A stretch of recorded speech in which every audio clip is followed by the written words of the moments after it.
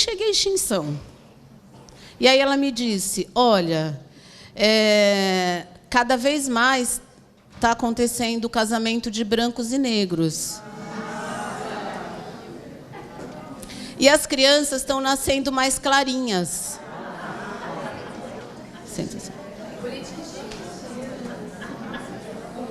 Então, vai chegar uma hora que a gente não vai ter tanta criança tão preta assim.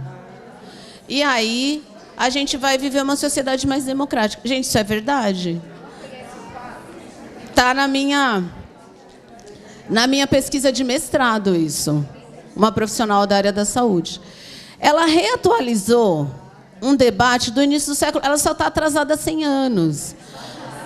Mas ela reatualizou um debate que estava fervendo, que estava fervilhando no início do século passado no Brasil. Qual é a questão? Então, para voltar para cá e para pensar no nosso desgaste mental, e por que o racismo ele traz esse desgaste tão grande? O racismo adoece, né? O racismo leva a um sofrimento psíquico muito grande das pessoas que são submetidas a situações de discriminação muito violenta. Mas qual é a questão posta aqui?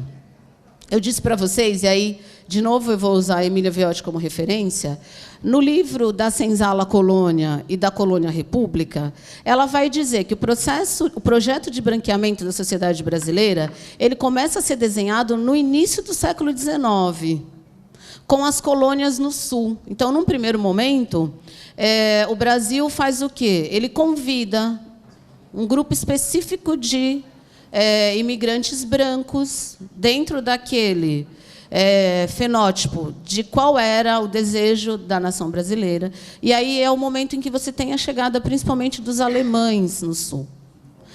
Nas colônias, então, o governo brasileiro ele organiza um projeto de recepcionar os imigrantes, principalmente os alemães, no primeiro momento, e os holandeses, no Sul, na perspectiva, no horizonte de branqueamento da nação.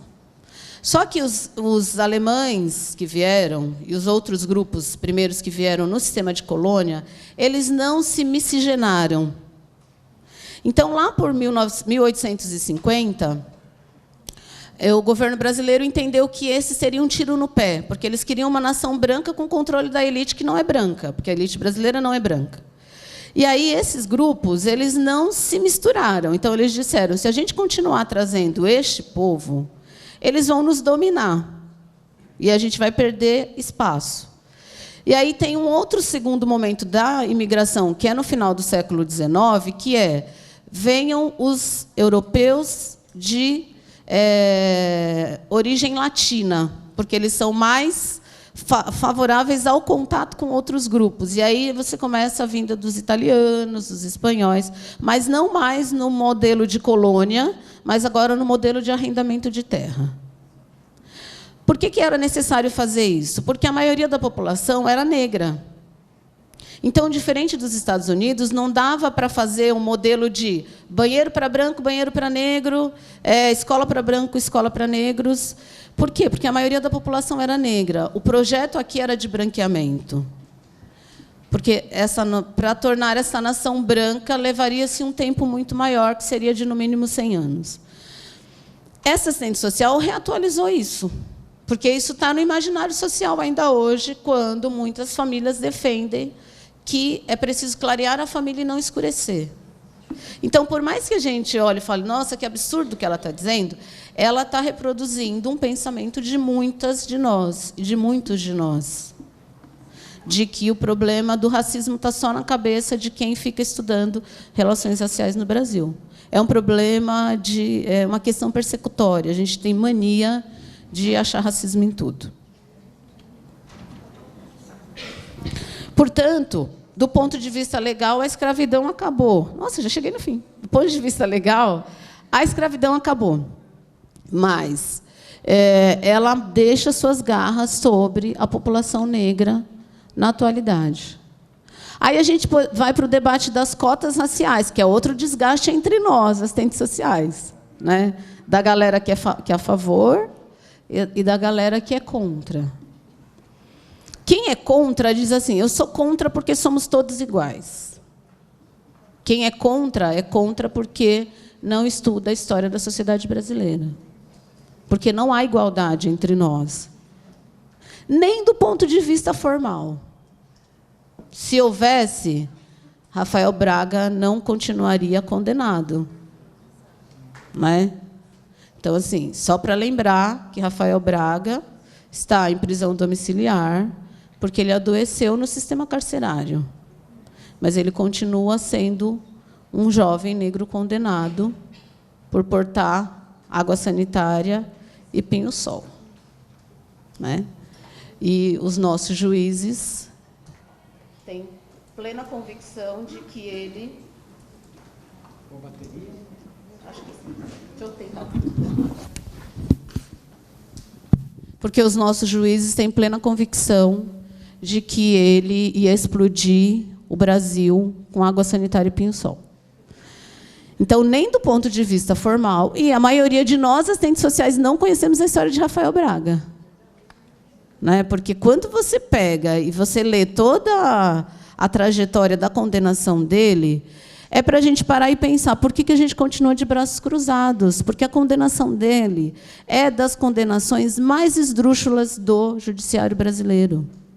Não tem nada que justifique, a não ser essa ideia de que o juiz não vai admitir que ele errou. E como as profissões, a história das profissões é a história do corporativismo, uma vez que um errou, o outro não vai dizer que ele errou. E aí é mais fácil deixar condenado um jovem que não tinha nada a ver nem com as manifestações de 2013. Então, acho que esse é um elemento para a gente também pensar. Tudo bem? Por que a gente diz que existe racismo no Brasil? Porque há uma assimetria da população negra e da população branca no acesso à riqueza socialmente produzida. Ponto. Quando é que nós poderíamos dizer que não há racismo no Brasil, para quem ainda insiste nessa lógica? Quando nós tivéssemos os dois grupos representados de maneira igualitária em todos os espaços. Se o IBGE diz que pelo menos metade, porque hoje algumas pesquisas de amostra de domicílio já estão colocando aí 53%, 54% de população autodeclarada negra. Mas se a gente trabalhar com metade, 50% e 50%, por que a gente diz que há racismo? Porque, então, 50% das vagas nas universidades públicas deveriam ser para a população negra e 50% para a população branca.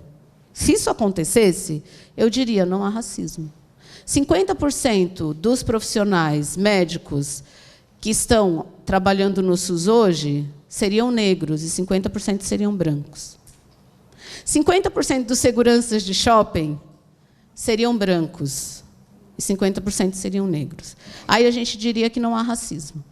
Como não é essa a realidade, a gente vai dizer há racismo, porque essa população é subrepresentada nos espaços de melhor convívio social e ela é hiperlocalizada nos espaços de maior degradação social. Tudo bem? Então, é só para a gente ir pensando que a gente vai ter que entender esse mecanismo.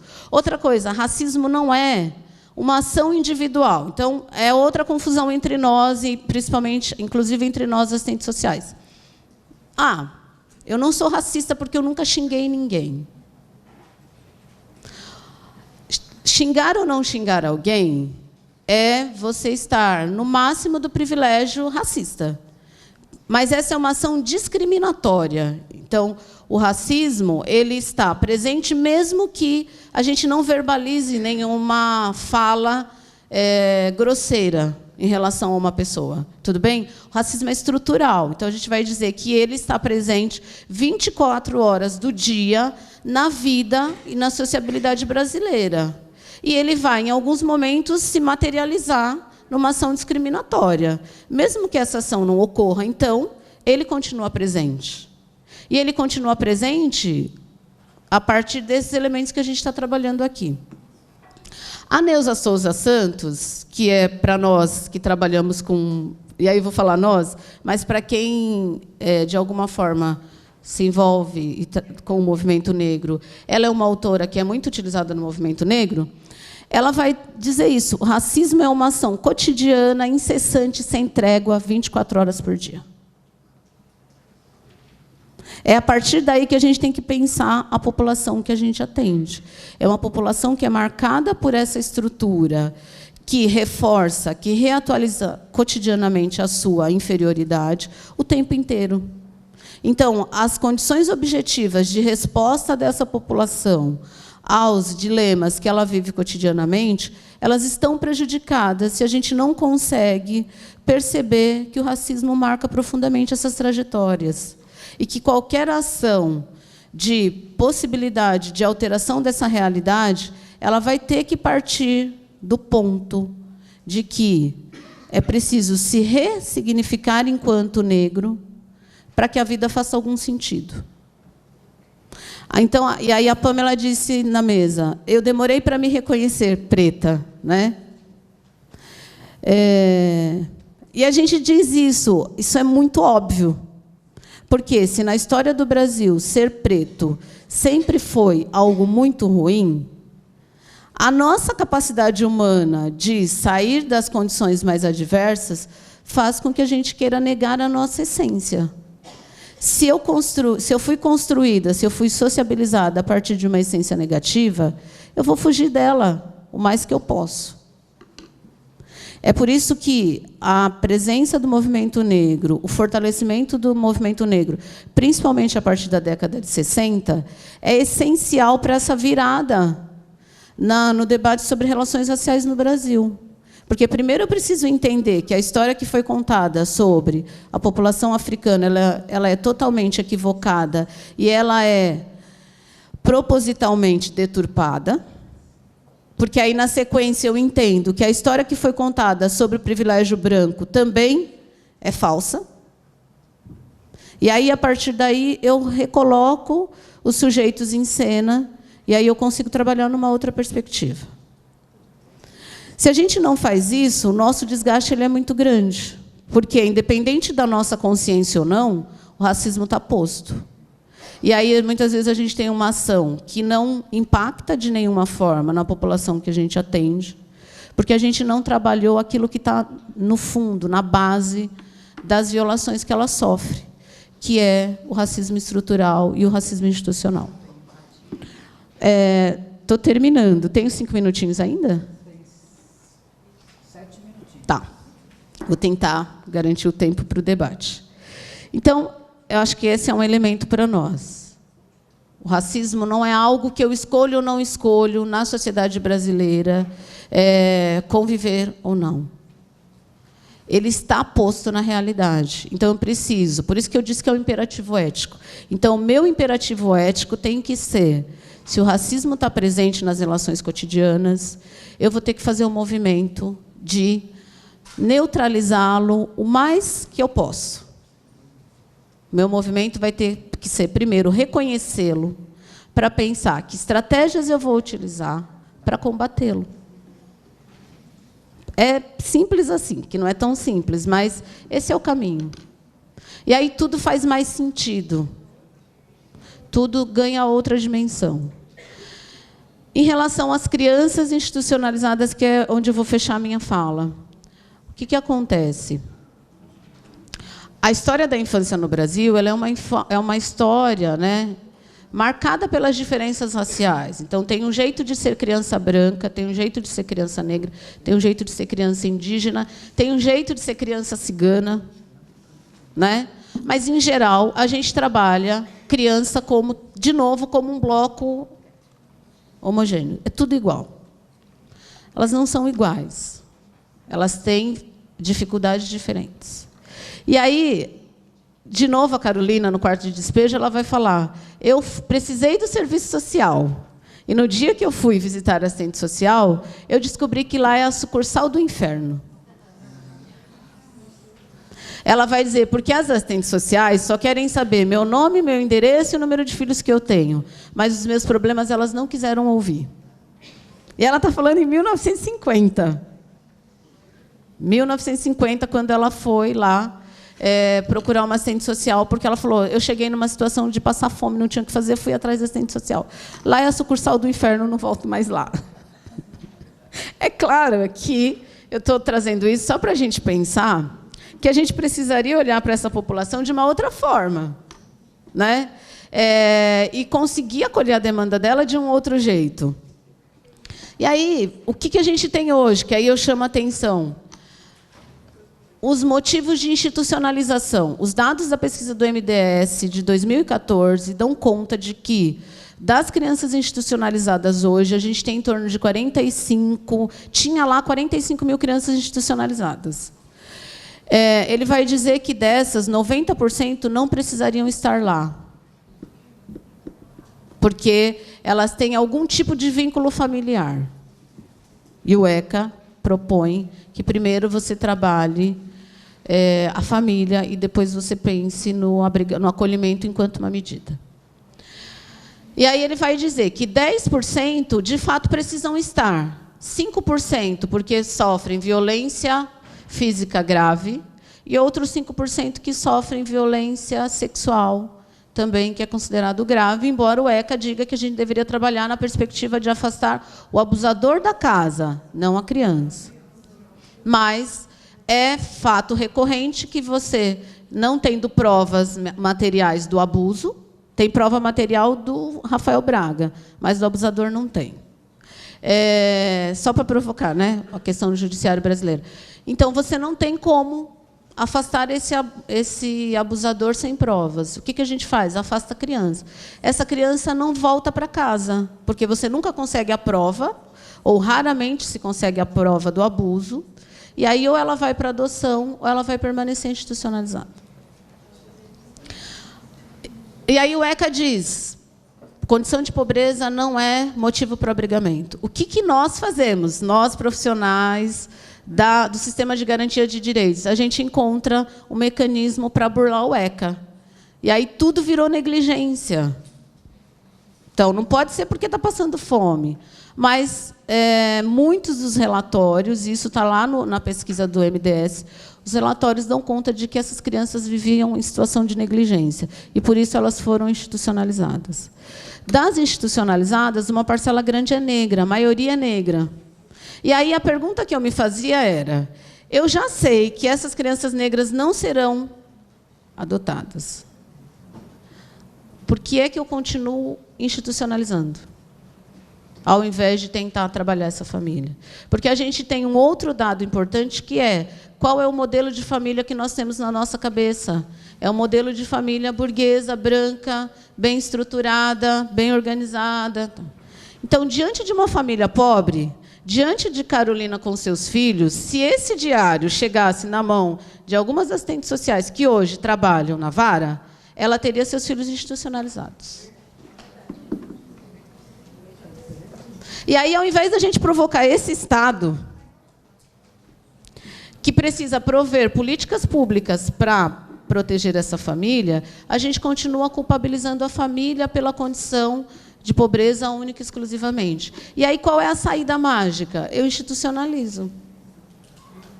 Só que a institucionalização ela é perversa, porque aquele espaço não é uma casa. Aquele espaço não reproduz um lar. Aquelas pessoas que lá estão, elas estão também precarizadas.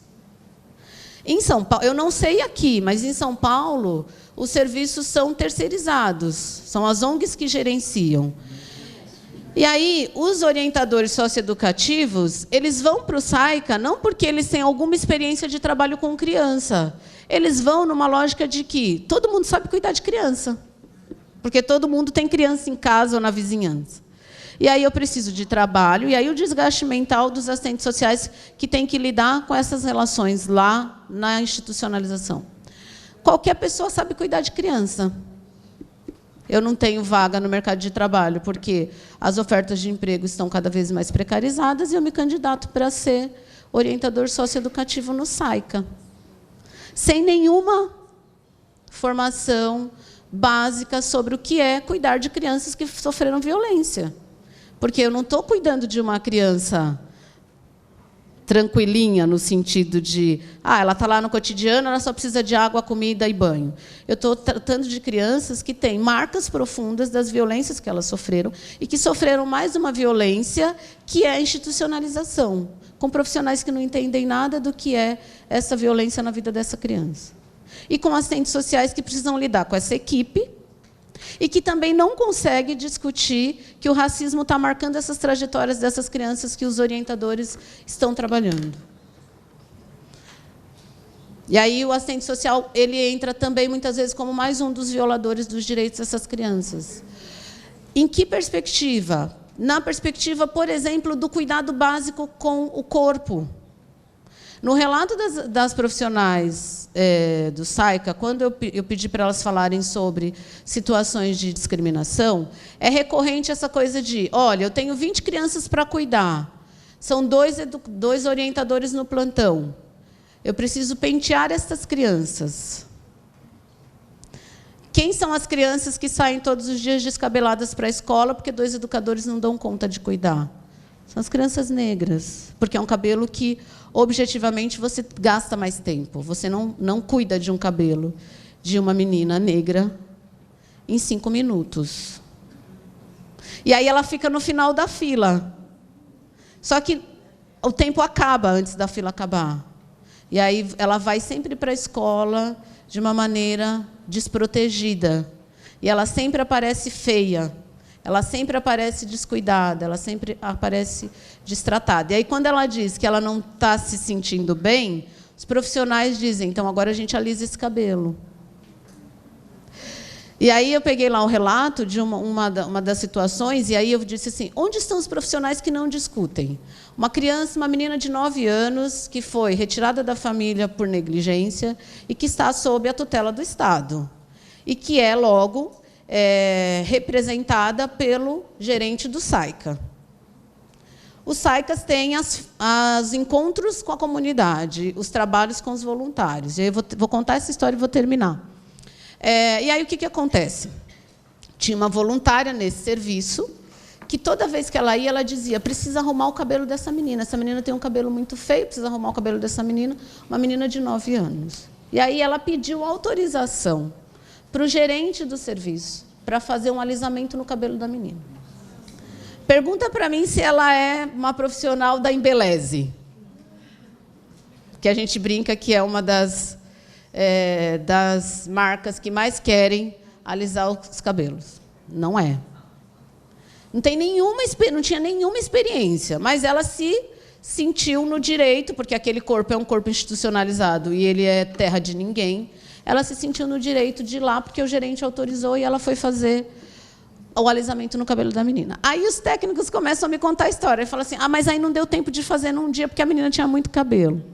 Aí fez metade da cabeça, numa semana, e aí a menina ficou de touca a semana inteira, para no outro final de semana ela voltar e fazer o restante. Se você não tem nenhuma experiência, acontece isso mesmo, porque não é um cabelo fácil de você fazer esse tipo de intervenção. Então, na semana seguinte, ela voltou, fez de novo, e aí elas disseram assim, e a menina dizia que o cabelo não estava bom. E começou a reclamar, e aí não queria ir para a escola, porque aí ela achou uma desculpa para não ir para a escola, porque ela não gosta de estudar, e aí ela inventou que o problema era o cabelo. Aí a menina reclamou e pediu para pôr trança. As minhas colegas que estão nessa plateia aqui na mesa e que sabem o que é um cabelo alisado, sabem que no cabelo alisado você colocar trança depois não rola, né? Colocaram a trança. Não deu certo. E a menina continuava reclamando. E aí, uma hora, a assistente social virou para mim e falou assim, mas também ela não sabe o que ela quer, né? Porque ela acha que a gente está aqui à disposição dela. E eu dizia assim, mas como assim o gerente autorizou? Porque a mãe não pode ter domínio sobre essa criança porque ela está sob a tutela do Estado. Mas aí o cara diz que tudo bem. Fiquei pensando nessa mãe, que não sabe o que está acontecendo com a filha. O que a menina fez? A menina resolveu o problema por si. Um belo dia, ela entrou no banheiro e picotou a cabeça com trança. O que significa que ficou ainda pior, porque aí são os tufos, né? Porque tinha as tranças, você corta de qualquer jeito, o cabelo ficou ainda pior. Mas ela resolveu o problema dela. Estou falando de uma criança de 9 anos, que, em tese, está protegida num serviço de acolhimento institucional.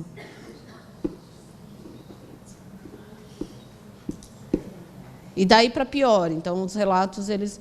Então, assim, ou a gente entende que esse olhar sobre essa criança, ele é um olhar marcado pelo racismo, ou essas violações elas se reproduzem cotidianamente, sem que essa criança consiga nomear isso como racismo, e sem que ela consiga contar para alguém sobre isso, porque as pessoas que deveriam cuidar dela são as pessoas que estão reproduzindo o racismo. Para quem que ela vai pedir socorro?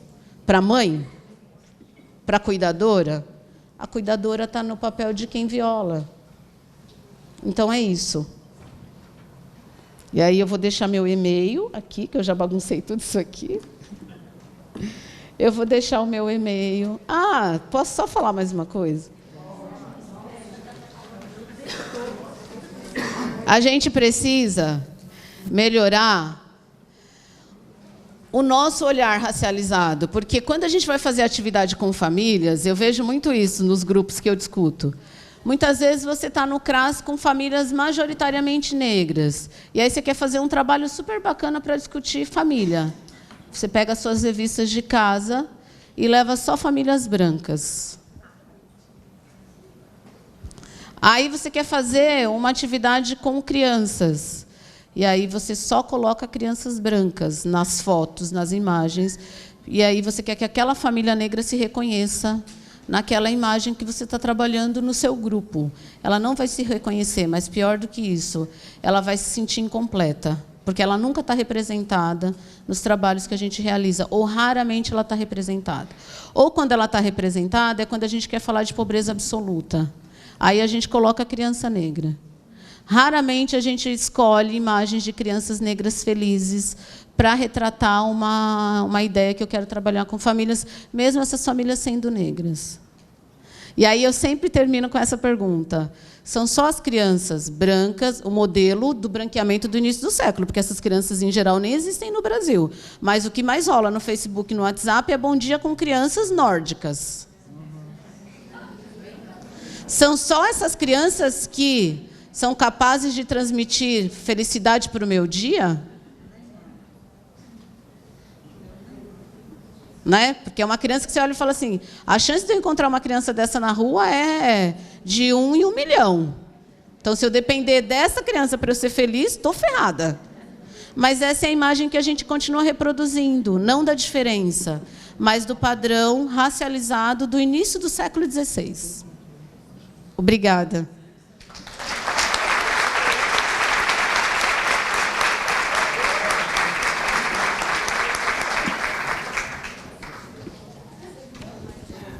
Agradecer, né, Márcia? Obrigado pela contribuição, né, pelas reflexões.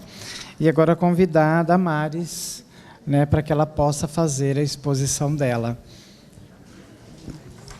Vai ficar aqui ou você vai ficar? Gente, bom dia. Prazer imenso estar com vocês aqui. Queria agradecer imensamente o pessoal das COF, né, que eu sei que veio, né, desse pessoal batalhador, combativo, batalhadoras combativas, do CRES São Paulo, né? Eu penso que esses dois temas, né, porque me parecem que eles estão articulados, mas eu acho que faz parte da nossa tarefa, né, fazer essa articulação, né, entre as questões relativas ao mundo do trabalho, que é com que eu vou falar, né, com que eu vou trabalhar aqui, e a questão, né, do racismo.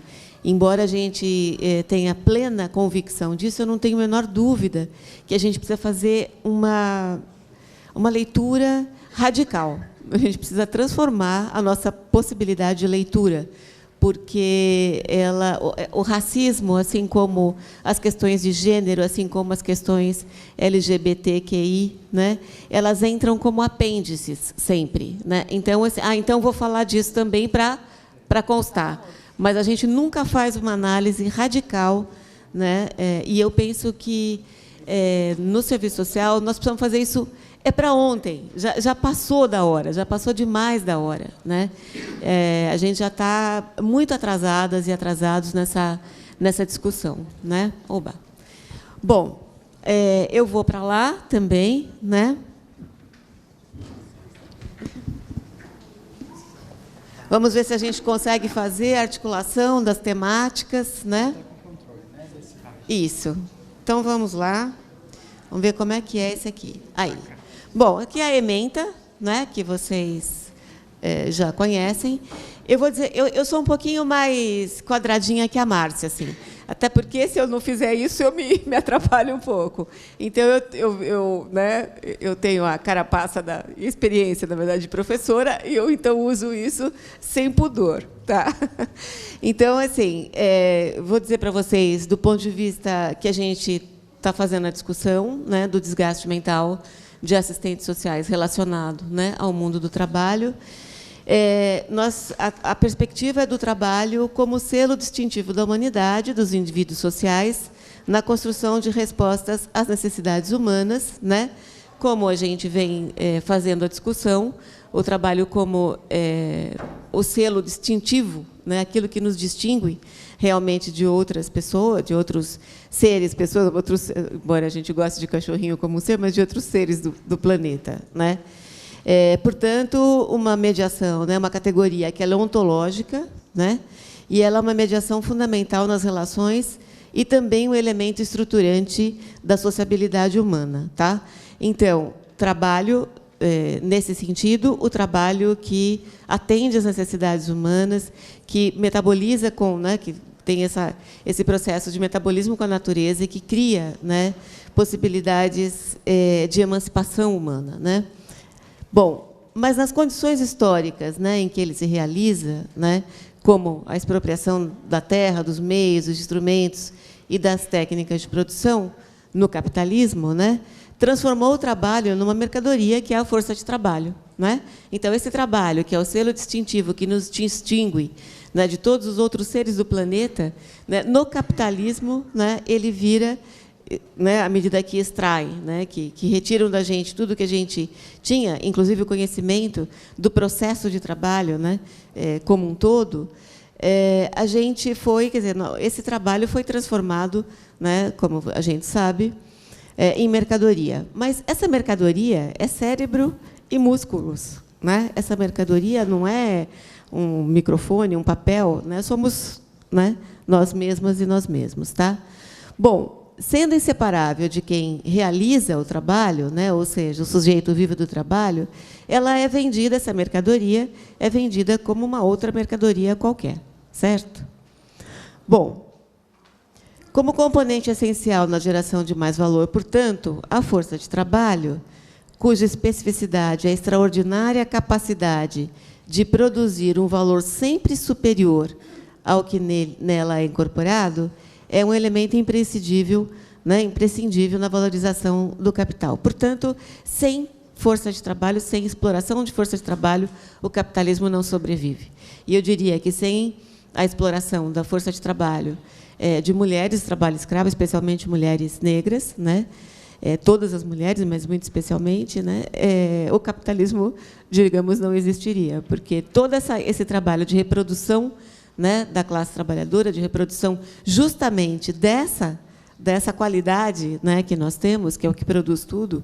Um computador não funciona sozinho, né, enfim, um aparelho não funciona sozinho, né?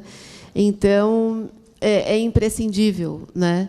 É um componente fundamental, né?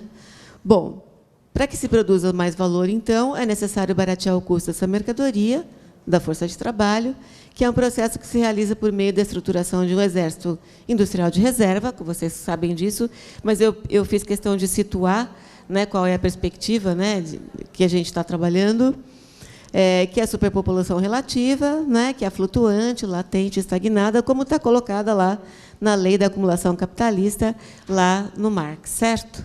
Então, essa é a linha teórica com a qual eu estou fazendo isso, porque eu preciso dizer para vocês com o que a gente vai trabalhar, em que perspectiva a gente vai trabalhar o desgaste mental. Tá?